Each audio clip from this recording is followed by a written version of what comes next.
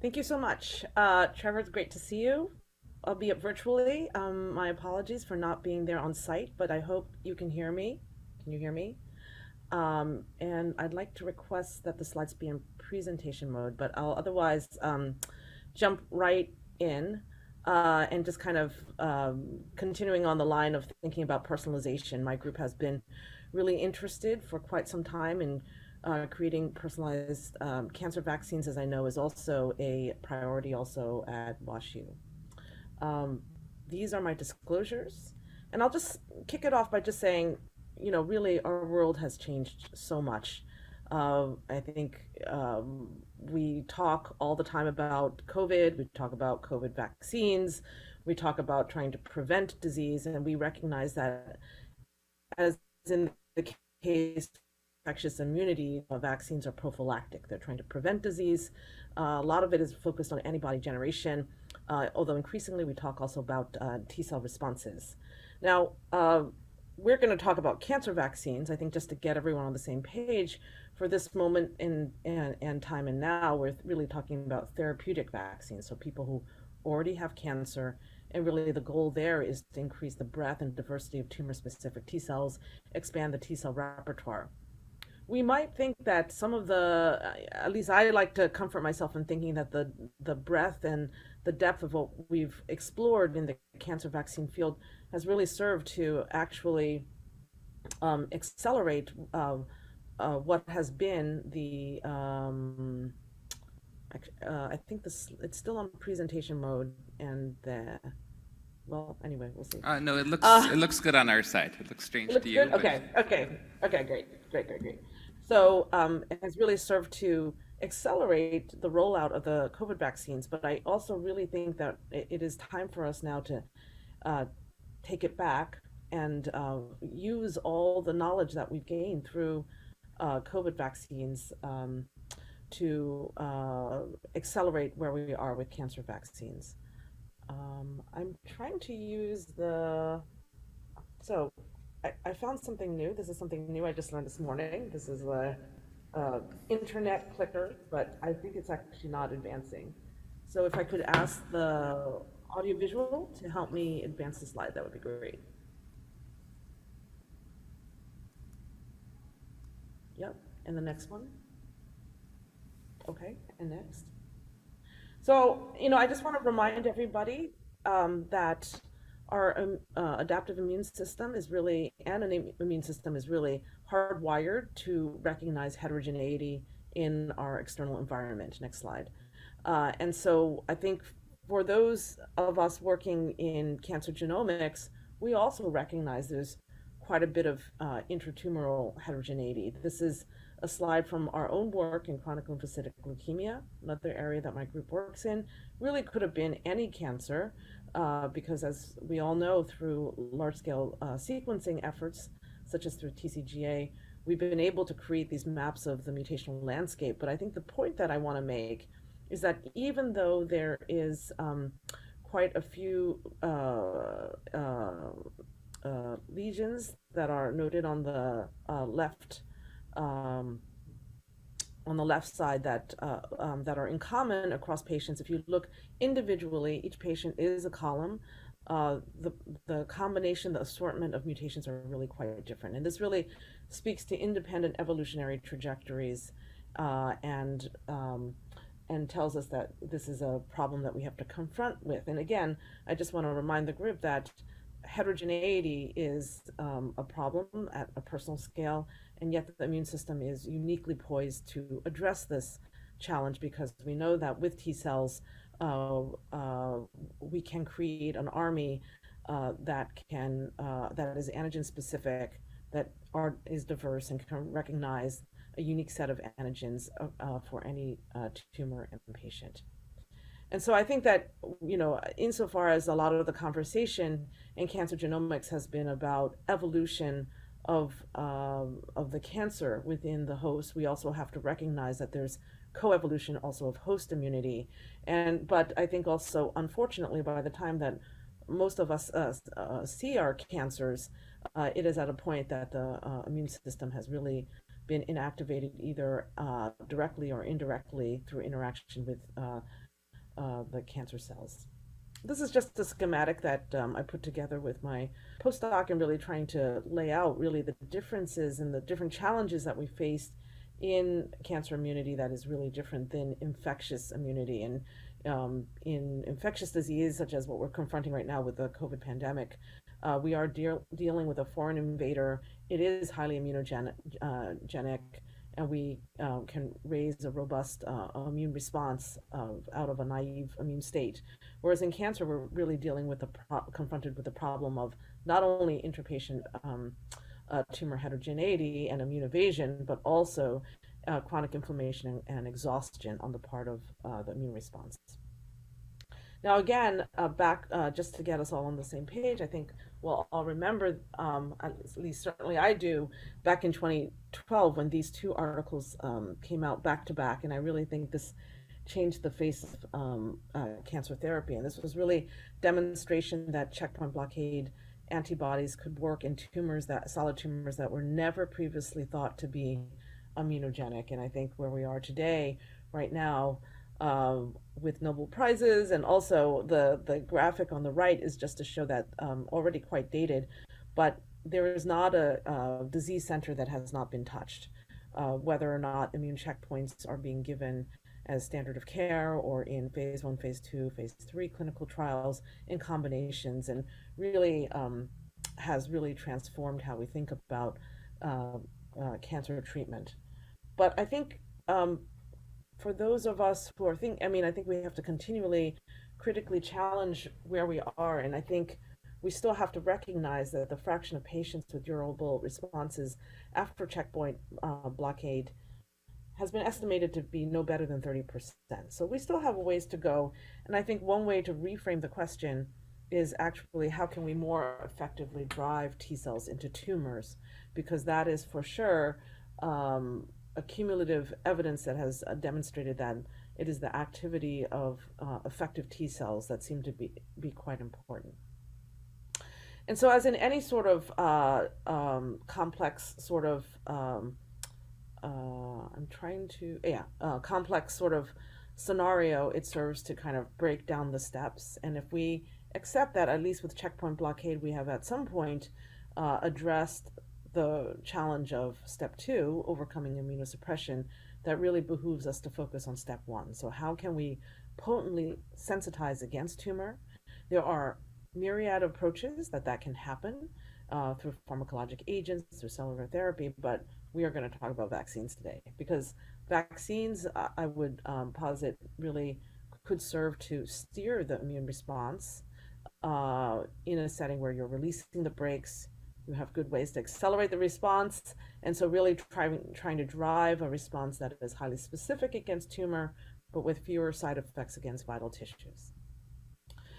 Now, cancer vaccines have really been around for quite some time, so and they haven't seemed to really work in the past. And what has changed?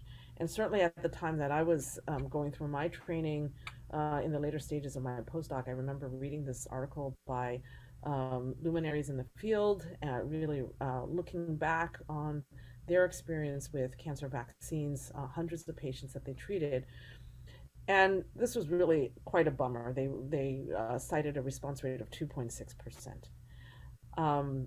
And there are many reasons for why we might think that there was failure at this early stage. The reagents that were available, the tools, not the least being that these were also primarily targeting against single antigens. And if you remember what I just said about heterogeneity, this was already doomed to not really work effectively.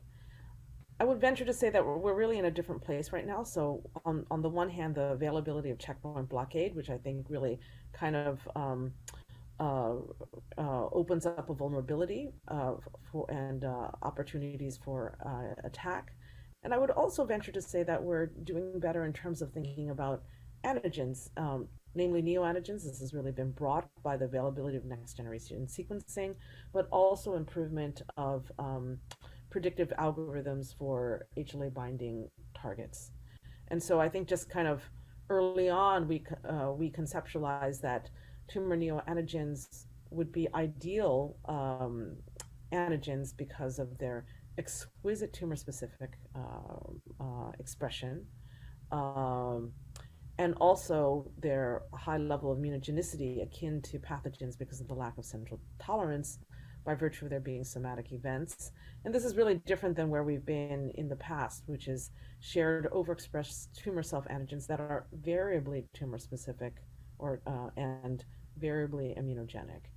And as this audience is very aware, over the past decade, we've been able to harness using next generation sequencing to really systematically identify these. These were always tumor neoantigens were always thought to be optimal neoantigens, but there just wasn't adequate tools to really be able to systematically identify them. So we're really in a different place right now, and this has really led to a paradigm in terms of thinking how we could try to really clinically target getting on target tumor um, reactivity without any collateral damage to normal tissues.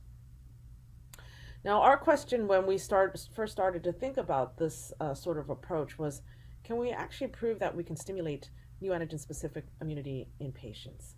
And this was a kind of an early conceptualization of how we would try to go about it. So could we procure tissue directly from patients? Could we not do just what I said, which is sequence the DNA, the RNA, identify those tumor-specific events, perform HLA typing, and then allow us to get to a prediction of HLA binding peptides on a personal level, come up with a manufacture strategy, and note the date that we kind of created this graphic. At that time, really what we went after was long peptides. So peptides, because of all the depth of past experience using peptides, knowing that they were safe, that it would be feasible to manufacture peptides.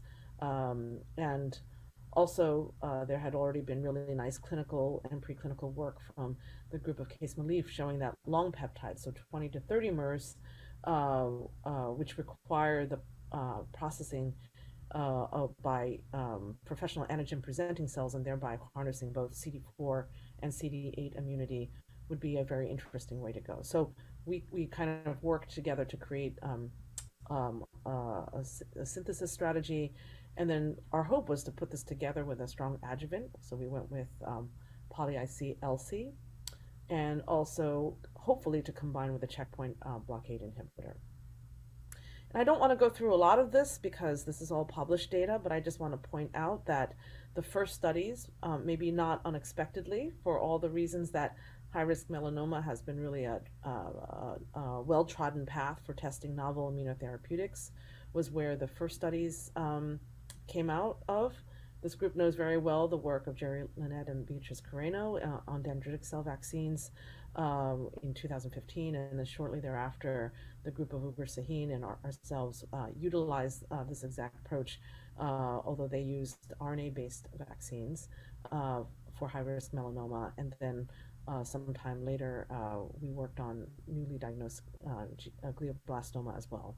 And I would say that on the balance, we did in fact collectively show that this approach is safe, feasible, highly immunogenic, and promising in combination with checkpoint blockade. Now, just to give you a flavor of the data, I thought I'd just show that this was kind of our first parcel of data that we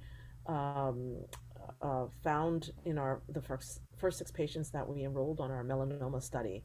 And as I mentioned, we had tried to go after long peptides. We were going after 20 targets per individual that we pooled in pools of 3 to 5 peptides per pool that were given in across the different limbs, really trying to decrease antigenic competition. And then we collected blood at these different times. You can see that the vaccines were given in a prime boost schedule, so early antigenic exposure up front, and then boosting to stimulate immunologic memory, so trying to get to what we thought was going on in a viral infection. And I think you can see the different colors. So this is by ELISpot assay. And so already early on, taking peripheral blood from patients using interferon gamma secretion as a readout, we could already detect and quantify that there was responses against these different pools. So already telling us that we were achieving our goal of trying to get to a polyclonal response, multivalent across the patients. And then as we started to look across the patients and really try to deconvolute the pools, we could really see that these were really neoantigen specific responses. So each of these, the peripheral blood was tested against titrations of peptides across different concentrations, red for the mutant peptide, wild type, black for the corresponding wild type. And you can see really specific responses against overall against the mutated versus the wild type. Now, probably our most exciting results from our first trial were coming from these two patients, patient 2 and 6, who both had stage 4 resectable melanoma. And so it's not surprising that after their course of neoantigen vaccine in the blue, they both recurred. And then at that point, their treating physician started them on checkpoint blockade. What was surprising was that after a mere 12 weeks, both patients went into complete clinical response and have stayed there thereafter. And I think you can see that on the radiographs on the right. So it was pretty dramatic. And I think this is kind of in line with the cartoon that I showed you before, that this idea of trying to drive T cells into the site of tumor and then coming in with checkpoint blockade seemed to be like a very interesting type of approach to undertake. I want to point out, and I think this is relevant for where we are right now, that as we reported out our data together, I mentioned before that the group of Ugur Sahin had used an RNA-based approach. And so we co-published these papers together. It was really quite interesting that really very independent approaches. On the one hand, what we did with the peptides, going after 20 targets, they worked on first vaccinating against a shared tumor antigen, such as tyrosinase and NY-ESO-1, while they were manufacturing the vaccine, and they came in with their RNA-based vaccine, which at that time was given intranodally, going after about 10 targets. I think what's interesting is that despite these really independent, different approaches, we really came upon relatively similar type of immune responses. And I think this is not so different than our current dialogue with the different types of approaches that we're giving the COVID vaccines. I really truly believe that there are many different approaches that can be undertaken, although optimal effectiveness really is dependent on the bells and whistles that are needed for each manufacturing strategy. Now, what we reported out in our first paper was really our what we saw at week 16, so after the second boost. And we really, as kind of time went on, we began to ask, well, what happened to these patients? If we're now at 3 or 4 years later, what can we say? And so in our most recent iteration, we were able to go back to these patients. What's in the dark gray bars are the time intervening the first time that we reported out on the study. We were able to enroll 2 more patients. All patients were still alive at the time that we connected with them to do this follow-up study. And I think this is also says something about kind of the power of the investigator-initiated trial, that we were able to continue to connect with the patients, and they very generously donated additional aliquots of blood from which we could do additional testing. And again, this is published, but I just wanted to show that this was a really fun study to do. We were able to look and ask, what is happening transcriptionally in terms of the program of neoantigen-specific T cells as they go through the vaccination process. We were able to, in a time-resolved fashion, work with Kaiwu-Ferfenning to generate class 2 tetramers that would allow us to pull out the neoantigen-specific T cells and isolate them. And then using a plate-based approach, we were able to look at their whole transcriptomes as well as their T cell repertoire information. And I think what you can see is that we were able to cluster and find transcriptional programs that were discrete, and it's exactly what you would hope, which is that we really saw in a time-resolved fashion kind of a initiation of a cytotoxic program, contraction, and ultimately generation of the immunologic memory.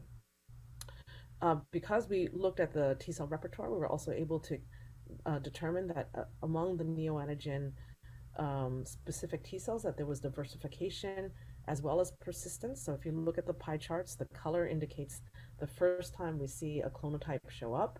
So as you go across time, you see more colors, and you also see that red persisting in some manner. I think even more dramatically, when you look at the ELISpot, we were able to see in several of the patients that looking 3 or 4 years later, we still see strong ELISpot responses against the CD4 and CD8 targets in comparison to what we saw at week 16. So we continue to generate persisting neoantigen specific T cells that are circulating even several years later. Because we had this single cell clonotype information on patients, we did look at one of the patients here, patient 6, that was treated subsequently with Pembro. And what you're seeing in the overlapping green and orange circles is that we were able to persisting neoantigen specific T cells in the circulating blood. The red bold indicates that these are confirmed TCRs with specificity for the neoantigen targets. But then what was interesting is that because we had these molecular barcodes, we could go into the bulk tissue specimen that went through TCR sequencing at the time of the recurrence. And again, you see the Venn diagram with the purple. You see again overlap with evidence that T cells with neoantigen specificity were actually infiltrating the relapsed tumor. So one might speculate that it's the vaccination that was able to draw the T cells to the site of tumor. So these T cells were at the ready when the Pembro was given, and maybe that contributed to the rapid clinical response that we saw. And finally, I just want to remind you that this study was done in the adjuvant setting. So there wasn't actually any tumor per se that we could track in terms of a response. But we really relied on epitope spreading to actually indicate to us whether or not we were getting on-target tumor killing. Because certainly epitope spreading has been hypothesized to occur as a second wave of immunity, so that, you know, if there is killing of the tumor, then the release of the intracellular contents makes it possible for additional epitopes beyond what we immunize with to become evident and mount immune response. So we were able to detect epitope spreading even with vaccination, and further with the checkpoint blockade treatment. Patrick Ott also leading a separate effort together with Neon Therapeutics, and a larger number of patients also saw clinical benefit for patients who demonstrated epitope spreading. Now, so that's a brief review. We've certainly been gratified that we've been recognized for our efforts of as some of the fruits of genomic medicine.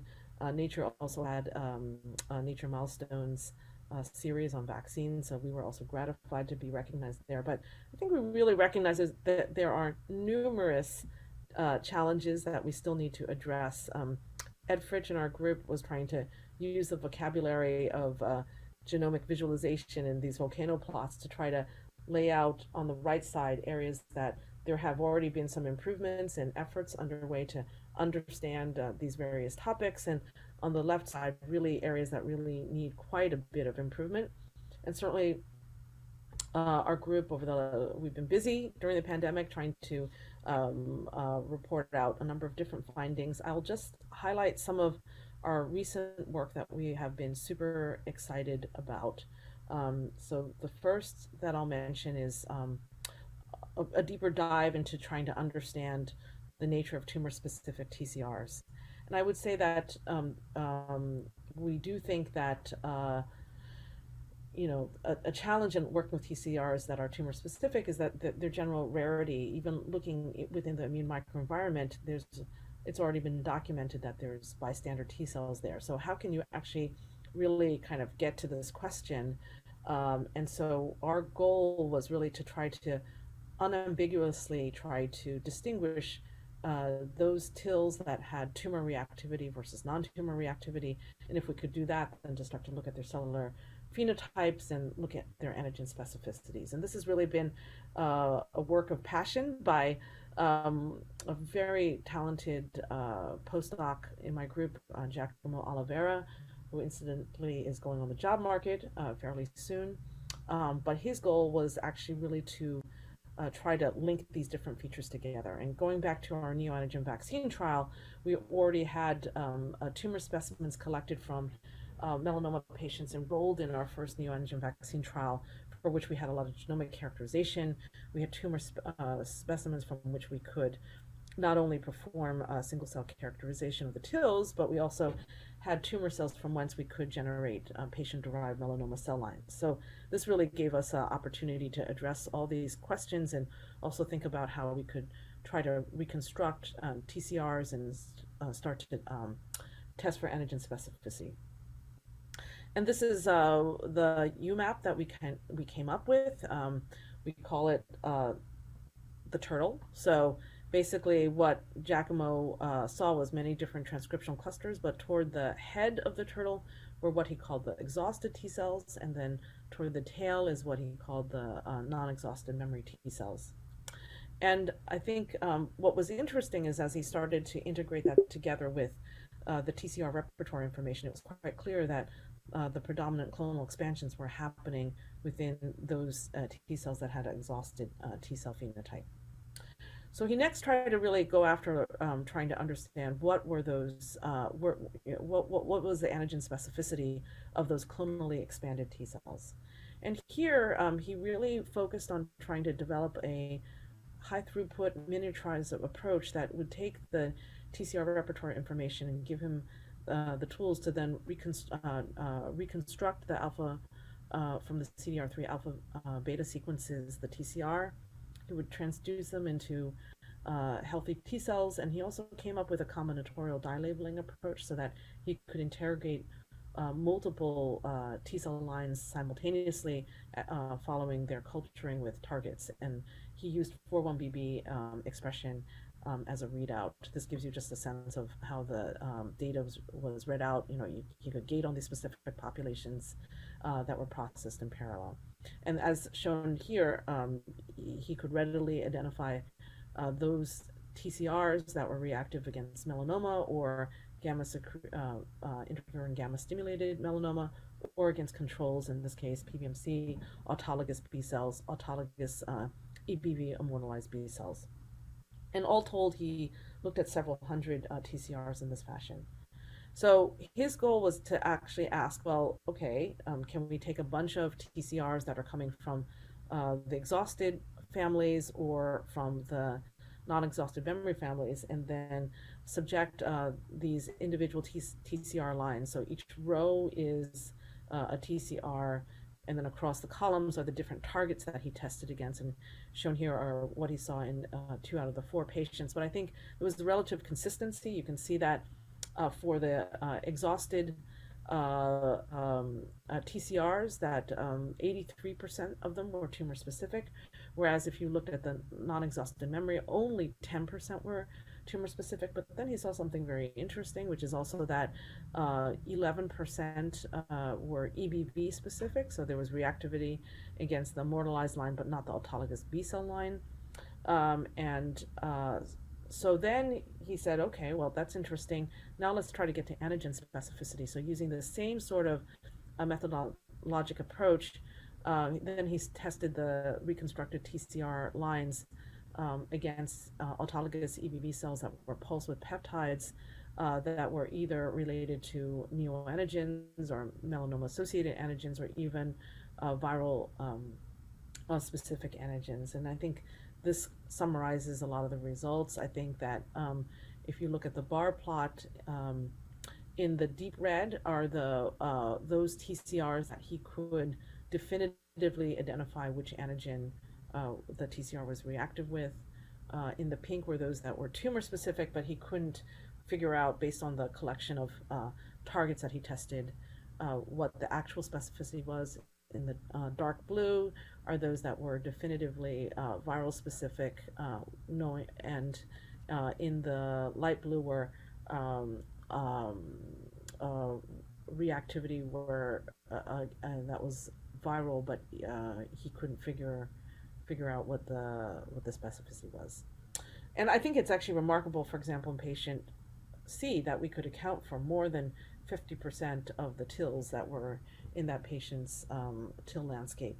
I think it's also interesting as you look at the pie charts on the right that actually the collection of antigens against which the TILs were reacting against were really quite variable from patient to patient. So A and B were more against the melanoma-associated antigens, whereas patients C and D were more toward personal neoantigens, really maybe asking if there are cancer-specific features that would relate to these differences in reactivity.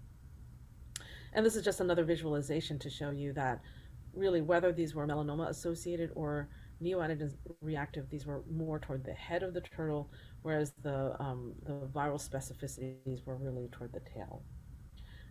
Giacomo was able to also look a little bit more into the characteristics of the TCRs themselves, and I think you can see from these titration curves that the neoantigen specific TCRs for sure were very really highly avid, whereas the male-associated ones were less so. Now, Giacomo was able to go back to the same data and then this time focus on the CD4 cells. So this was a separate story that he just reported out. And here again, he saw exhausted T cells. He saw memory T cells. Again, he saw that most of the tumor-specific, using the same type of approach, were exhausted. But he also saw another population, which were the Tregs. And here this became pretty interesting because the Tregs also appeared to have tumor specificity when he went through this assay approach, but not in all the patients that he interrogated. So you can see that this is really very apparent for patients C and D, but not for A.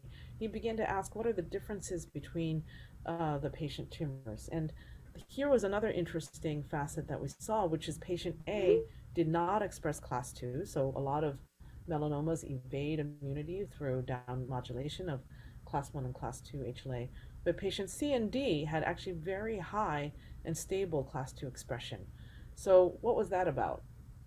And so as he kind of went on further with the characterization and we started to look at the actual specificities of those Treg T cells, and I think if you focus on the pie charts, you can see that for patient A, the ring around the pie chart tells you that those CD4 TILs were mostly directed against melanoma-associated antigens, whereas for the HLA class 2 positive melanomas, that's patient C and D, there's a lot of magenta. So these were TCRs that were interrogated that were coming from the Tregs. Now, I think that we've all seen that that high neoantigen, high tumor burden is often is related to high neoantigen burden. And so Giacomo began to wonder what was the relationship between maybe some sort of tumor intrinsic features, such as mutational burden, with the kind of immunologic correlates that he was seeing. And so he here went beyond the few patients that we evaluated on the neoantigen vaccine trial, but also collaborated with colleagues at MGH, but also BMS, and gained access to data sets where there was class 2 staining and also sequencing data that would allow us to look at mutational burden. And here this became quite interesting because patients C and D that were HLA positive, class 2 positive, and other melanoma patients that had high class 2 expression seem to have a far higher mutational burden than those that were HLA class 2 negative. And looking a little bit farther, Giacomo started to consider, well, class 1 and class 2 down modulation seems to happen commonly in melanoma. Well, who is actually employing these different combinations of high and low expression? And it turns out that it seems that this extreme mutation burden tumors seem to favor, in the magenta pie chart, you can see having high class 1 and class 2 expression, whereas those that have kind of more moderate tumor burden, here mostly in the turquoise you see, they're favoring down modulation of class 1 and class 2. And so I think this has been a really fun story to undertake, because I think what Giacomo was really able to pull out is that there are these that you in fact can find exhausted cytotoxic CD4 and CD8 TILs that are enriched in anti-tumor specificities, but that focusing on patient CND, these HLA class 2 positive melanomas, it really is pointing to a novel approach to immune evasion, which is these tumors, which are about 10% of melanomas, seem to employ neoantigen specific Treg clones as really a way to kind of shut it down. Um, so just to summarize, this is a little bit of a wall of text. I don't really want to go through this too much, but I think our study looking at the TIL landscape of melanoma has really allowed us to find the phenotypic properties and the markers of tumor-specific TCRs. They mark both melanoma-associated antigens as well as neoantigens, so their kind of cellular phenotype is the same, but they do have differences in their TCR properties, so differences in avidity, in their degree of tumor recognition and expression intrinsically within the tumor. On the CD4 side, as I mentioned before, we've uncovered and identified a subtype of CD4 Tregs as a mechanism of immune evasion.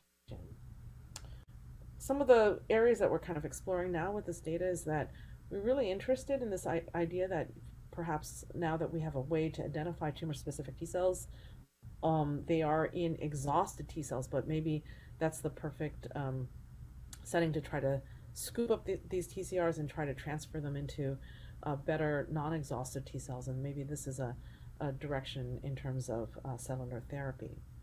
We're also trying to figure out whether or not this is specific to melanoma, or are we also seeing this in other tumor settings? And we have ongoing studies in place looking at renal cell carcinoma with Tony Chouari and David Braun, and are already beginning to see these different regions of exhaustion versus not, and also in head and neck squamous cell carcinoma, that work that we're conducting together with Ravi Upaluri. Now, and I think another area that we're curious about, because what I've shown you is looking at the TIL landscape in the native setting, but asking how does the profile of antigen specificities of TILs change with therapy? So can we actually go back and look in the PD-1 therapy setting, the neoadjuvant setting, before and after neoantigen vaccine? On the clinical side, we've trying to expand out our efforts to look across different patient tumors, and this is giving us a wealth of data from which we hope to kind of do some cross comparisons. But in the melanoma run by Patrick Ott, we're looking at the combination of Montanide together with Nivo and local IPI. David Reardon, and looking at GBM, thinking about the timing of anti-PD-1 together with the vaccine.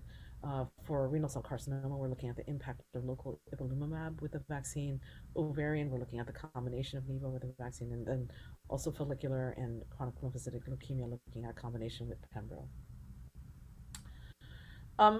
The final story I just wanted to share with you is some new work which is kind of also sprung from our deep interest in looking at tumor-specific clonotypes and trying to get to another dimensionality in it, which is to think about how are these tumor-specific clonotypes organized spatially. And here we've been really had a very fun and productive partnership together with Fei Chen at the Broad Institute. Some of you may be aware of his very interesting slide-seq technology, and it's really the idea of creating what they call these pucks. So these are beads, same as what we use for our single-cell transcriptome sequencing with 10x, but here they're arrayed in such a fashion that there's XY coordinate memory. So once you put a tissue section on the puck, then you can go through relatively similar workflows to create single-cell data and then there's kind of computational reconstruction using that XY coordinate information. And Fei has already reported out using this, looking at transcriptomics. He recently had a very nice work looking at DNA level changes in the tumor, and kind of where we've come in is trying to focus on looking at the TCR sequences of individual T cells in space. And this was also facilitated by the fact that we had already developed a single cell based approach to interrogate alpha beta CDR3 sequences. So this could kind of be merged together with phase technology. And so in some early studies, what we try to do, looking at a pulmonary met coming from a patient with renal cell carcinoma, is where there was a very nice interface where we could delineate normal and tumor tissue if there were in fact certain clonotypes that seemed to be tumor enriched versus depleted. And I think you can see from this graphic that in fact there was, and there were actually quite interesting phenotypic findings of those tumor-enriched TCRs. And more recently, and this is a work that's currently in press, Sophia Liu, who led the study with together with Brian Yurgulescu and my group, and Shuchang Li, also looked at a human melanoma specimen for which we had serial sections. We could look at multiple regions and sample them in concert. And what was exciting here is that we could actually also identify within the sections that there was also what seemed to be evidence of tertiary lymphoid structures. And so shown in the inset, you see B cells together with CD4 cells and myeloid cells kind of all around. And this was done in concert with the TCR sequencing as well. And so when we started to look a little bit more deeply in the TLS that was adjacent to the tumor, it became apparent that whereas the tumor seemed to have infiltration by CD8 exhausted T cells, so that's shown in the puck on the bottom right, the TLS actually had predominantly CD4 T cells. And likewise, when we looked at the clonality, if you look at the bar chart in the green bar, the TLS did not seem to be clonally expanded. There was a lot of singletons, a broad repertoire of T cells. So this is really quite different in terms of kind of the collection of T cells that seem to go to the TLSs versus within the tumor. Sophia also wanted to look and see whether there were distinct clonotypes that were in one region or the other. This particular melanoma sample had two lobes, so that's shown in the bottom right. There was lobe 1 in the blue, lobe 2 in the orange.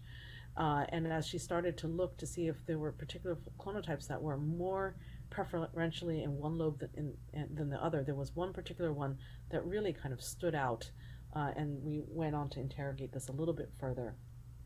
And one of the analyses that was actually quite fun was looking at cell-cell interactions. So those, when the clone is adjacent to monocytes versus not, is there evidence of interaction? And it turns out that CXCL4, which we know draws in activated T cells, seem to be associated with presence of this clone.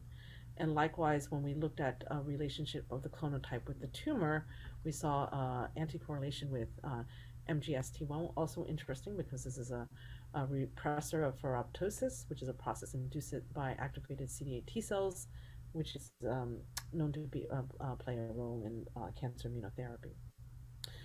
So we're having a lot of fun in terms of trying to look a little bit deeper into tumor specimens and trying to get a handle on the behavior of these tumor-specific T cells.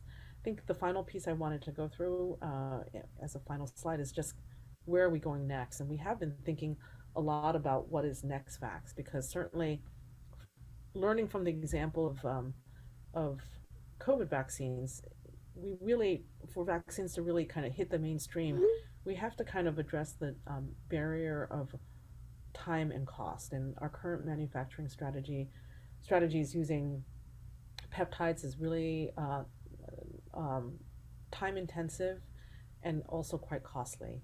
And so a current ongoing focus in our group is actually trying to consider whether these nucleic acid approaches, as we've learned through COVID, is going to really help us get to the next level.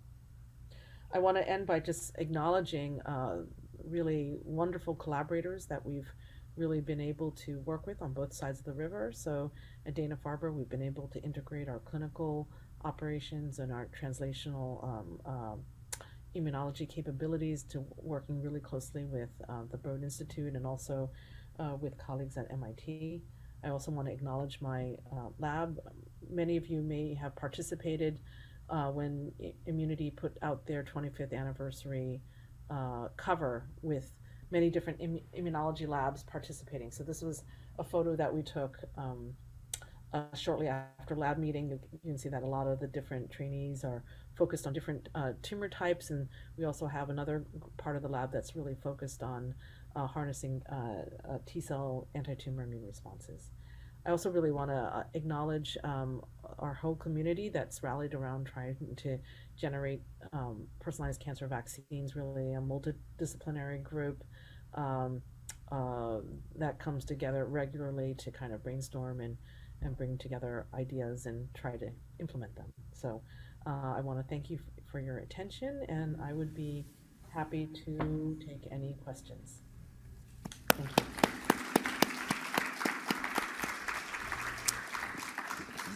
Thanks so much, Kathy. That was really an amazing talk. It's just really awesome, all the technology you can use to see the immune system in action. I want to take the first question and just ask, where's the highest yield in molecular diagnostics? Is it like single cell? Is it TCR and blood over time? Where, especially for the CGC community, where we're so focused on testing and diagnostics. And when you say molecular diagnostics, do you mean following tumor burden, or do you mean detection of response, or do you mean all of these? I think it's both. It's how do you predict who should get what immune-based strategy at baseline, and then how do you chase it after the fact to see whether your choice was correct? Yeah, I mean, I think that's a really interesting question. I would love to see us at a time and age where we could take a read on the tumor biopsy and understand to what extent there's tumor infiltration or not, and use that together with the tumor genetics to kind of figure out what is the right combination and strategy of therapies, because there's so many different therapeutic options. So how do we sequence, how do we kind of combine these therapies together? I think that single cell is very, very powerful. I do think that the spatial approaches, as they kind of get better online and more feasible to use, I think will be very, very important and interesting.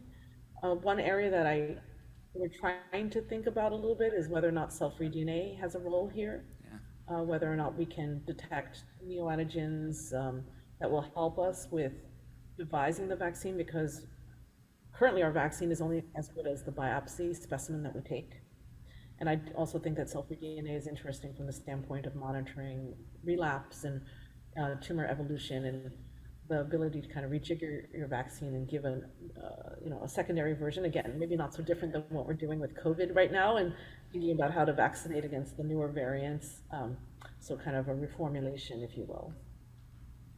So I don't think I answered your question. I think I mentioned all the possibilities, but I think they're all interesting. Yeah, I think that's exactly it. And I think those technologies are coming so fast, and certainly important for the diagnostic labs to get ahead of it and think of those technologies as frontline clinical tests. They're really exciting.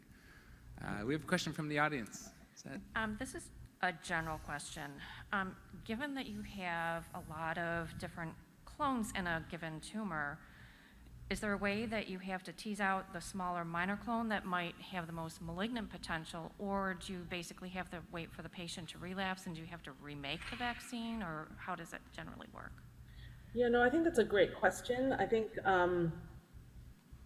there's a couple different considerations. So I think from a practical standpoint, we are mostly targeting against clonal events, and that's really a function of the fact that biopsies typically have a lot of stromal contamination, and so our most confident calls coming from our sequencing analysis are those events that are most abundant in clonal.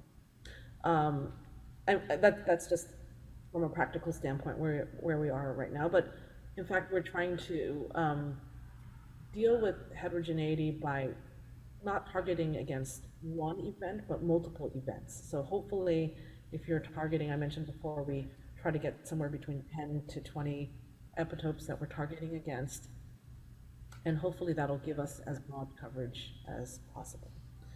I think in terms of whether or not we're, of course, hoping not to get relapse, but if there is escape, I think one of the nice aspects of this kind of personalized approach is that that there could be a reformulation and re-administration of the vaccine. I have to sneak in a follow-up to that. You said 10 to 20 targets. Is there really an upper limit? Why not vaccine against 100 or 1,000? Is this biologically crazy? And no, not biologically crazy at all. In fact, there's a whole literature of whole tumor cell vaccines, right, Yeah. which has the potential to kind of cover all. For us, and this kind of gets back to one of my last slides, which is time and cost, which is we initially went for 20 because it was kind of our back of the envelope calculation, trying to put in different fudge factors, thinking about predictions and mutation detection, and trying to make sure that we at least got at least 4 or 5, even 6, 7, 8 good targets that we're going after. Cost is a consideration. So for us, 20 was around the sweet spot between what we thought we could feasibly do and yet still get a polyvalent response. You saw from the studies from Uber Sahin, they're only going after 10. I don't know that anyone knows what the exact number should be, but Trevor, to get to your point, I think the more the merrier the better, frankly. And again, this is maybe where nucleic acid approaches are going to afford us the benefit of more targets, right? Whereas the peptide strategy is just too costly the way it's currently set up. I like that as a great note to end on. So join me, everyone, in thanking Kathy for a really great talk and fun discussion. Thank you.